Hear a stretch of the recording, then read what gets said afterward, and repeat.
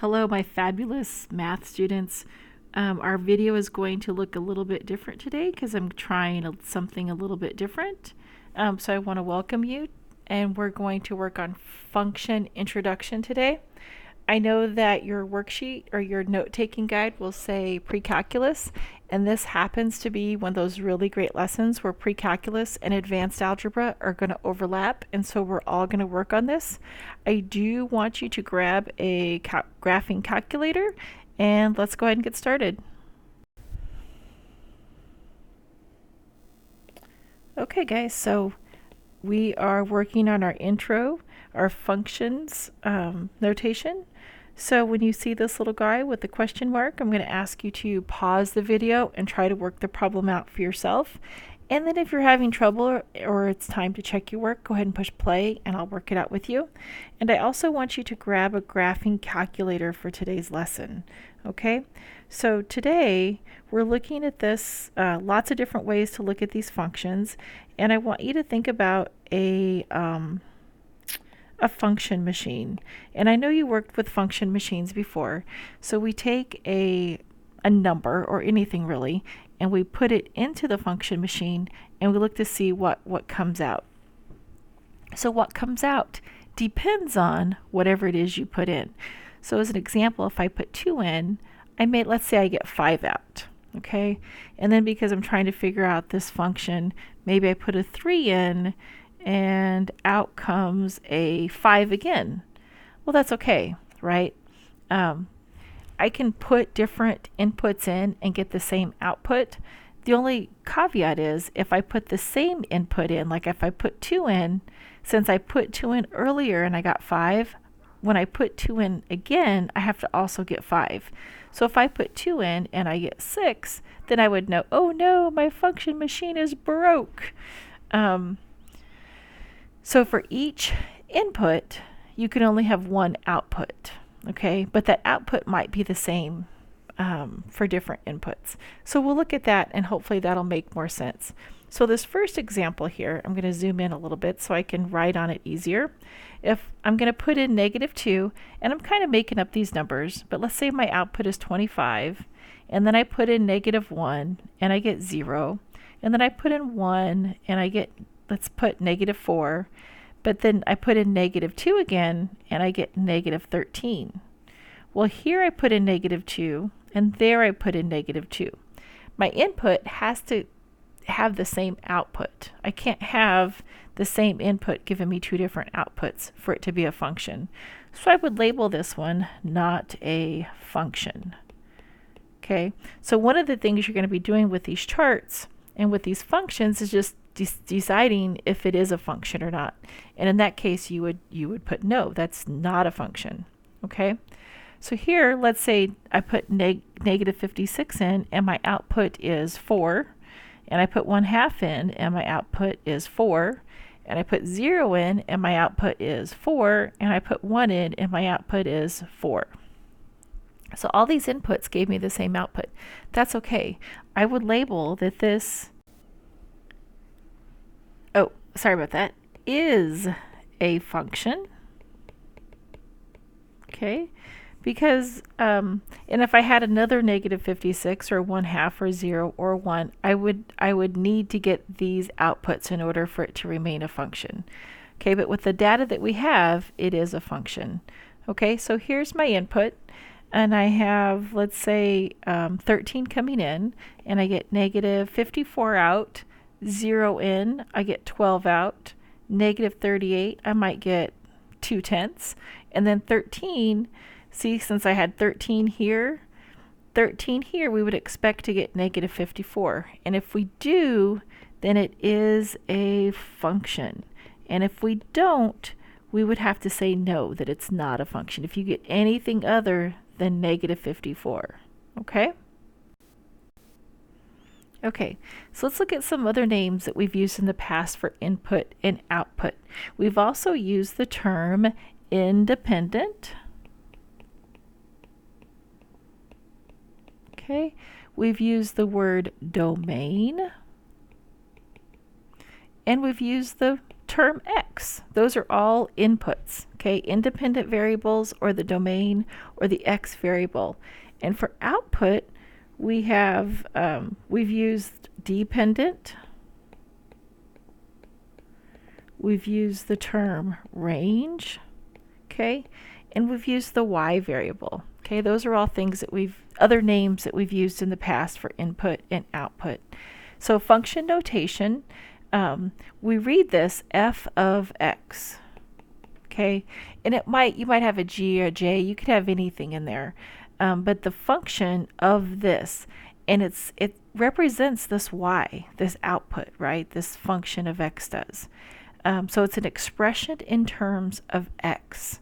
So the name of the function is the input variable, okay? And that's equal to the output variable.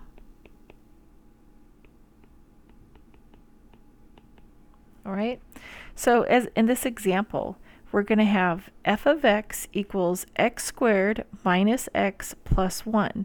So f of 2, we're going to take the 2, let's see, I'm going to zoom in here so that I can write it a decent size. So f of x equals x squared minus x plus 1. So I'm going to take this 2 and I'm going to substitute it in every place that I have an x. And I'm going to get that f of x is equal to 2 squared minus 2 plus 1. And then I'm going to evaluate just like I would any numerical expression or any equation. So 2 squared is 4, 4 minus 2 plus 1, right? And then I would get 2 plus 1. So the function at x, or the function at 2, I should have wrote 2 in there. The function at 2, oops, I don't want that, is equal to 3. And if I were writing that in function notation, it would look like f of 2, comma 3, right? This is the x that I put in, this 2 is the x that I put in, and 3 is the number that I get out, okay? So, and this one is going to be tricky, so we're going to substitute this in for my variable, okay? So I have f of x equals x squared minus x plus 1, and then I substitute this new variable in there, and it could be anything. So I get that f of 2x minus 1 is equal to 2x minus 1 squared minus 2x minus 1 plus 1, okay? So this, I actually have to square it. I'm going to write that out. It's going to be 2x minus 1 times 2x minus 1 minus 2x minus 1. Okay, so let's look at this here. Since this is minus x, this x is going to have, this negative sign would have to be distributed there. So this would actually be minus 2x plus 1, okay? And then I have a plus 1 on the end, okay? So let's go ahead and multiply this out. I have 2x times 2x, and then I'm going to have 2x times minus 1. So 2x times 2x is 4x squared minus 2x, okay? So I'm finished with that piece, and then I'm going to go ahead and multiply the negative 1, distribute that. So negative 1 times 2x is minus 2x, and then plus 1. And then I have another negative 2x, plus 1, plus 1. So now I'm going to combine like terms, and I'm going to get, I still have 4x squared. I have negative 6 x's, and then I have 1, 2, 3. So I have plus 3. So my function at 2x plus 1, comma, 4x squared minus 6x plus 3. Okay, that is my coordinate pair for that one. Okay, and then the last one, I have a smiley face. So I'm going to take my smiley face and input it into my function. So my function, let me write that up here so I don't forget what it was. It was f of x equals x squared minus x plus 1. And everywhere where I have x, I'm going to substitute this smiley face.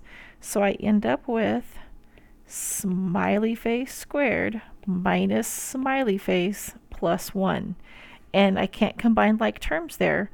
So my coordinate point is f of smiley face equals, oops, not equals, oh yes, equals smiley face squared minus smiley face plus 1.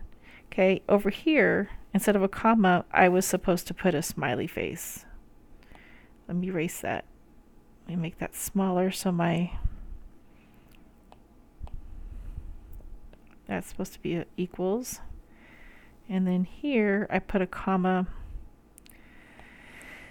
And I don't know why I did that, but I was supposed to put an equal sign. Okay, so I'm going to pause this for a minute because I'm going to need to change the video just a little bit because I want to show the calculator, on the calculator, how you do these. Okay, so I don't want you to get confused here about writing your input and output charts. So if you have a T-chart where you have your input and your output, or your x and y variables, you could put that over into ordered pairs, and it would look like 3, comma, -5. This one would look like -7/3, comma, 16, and this would look like 8/10 and 0. So you could substitute this chart into ordered pairs. Hang on one second. Okay, let me try that again. We could, there's my red kind of pointer there. You could substitute this chart into ordered pairs, and then we're going to look about like what we just did with the function notation. So that would look like f of 3 is equal to -5, f of -7/3 is equal to 16, or f of 8/10 is equal to 0. So it's just a different way to write the same exact thing. Okay, so here, identifying a function from a scenario. So you're going to be given a word problem, or you're going to be asked to use a function and write the word problem for it. So this would be, the phrase here is depends on, is equivalent to saying is a function of. Okay, the number of gray hairs on Mr. Brust's head is a function of the number of students in his Algebra 1 class. This is the same as saying the number of gray hairs on Mr. Brust's head depends on the number of students in his Algebra 1 class. Take the function g, where s is the number of students in Mr. Brust's Algebra 1 class. So I'm going to kind of underline the important parts here. And g of s is the number of gray hairs on Mr. Brust's head. What does the following mean? So I'm going to type this here because I think that will be a little faster. So if there are 16 students in Mr. Brust's,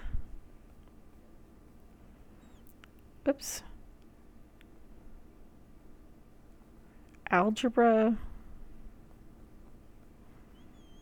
1 class, then he, let's return here. We're going to get a giant sentence here. Would have 513 gray hairs. Okay, so that would be for this one. And then for, let's see if I can copy this one. Okay, so the answer is no. I could not figure out how to just copy and paste it, so I just retyped it here. So if there are 27 students in class, then he would have 2,088 gray hairs. Okay. Oh, there we go. Let's delete that. Okay. So, whoops. Oh, it doesn't stay there. That's very interesting. Hang on a second. Okay, so I think I got this figured out now. So let's go ahead and look at my vertical line test. So a graph is a function if any vertical line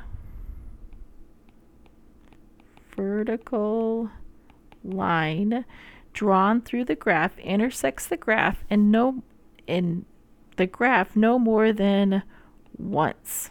Okay? Okay, so let's go ahead and check out these graphs given that information. And let me see if I can, because you won't be able to see my pencil. I usually use my pencil as a straight line, but let's see if I can add a straight line here.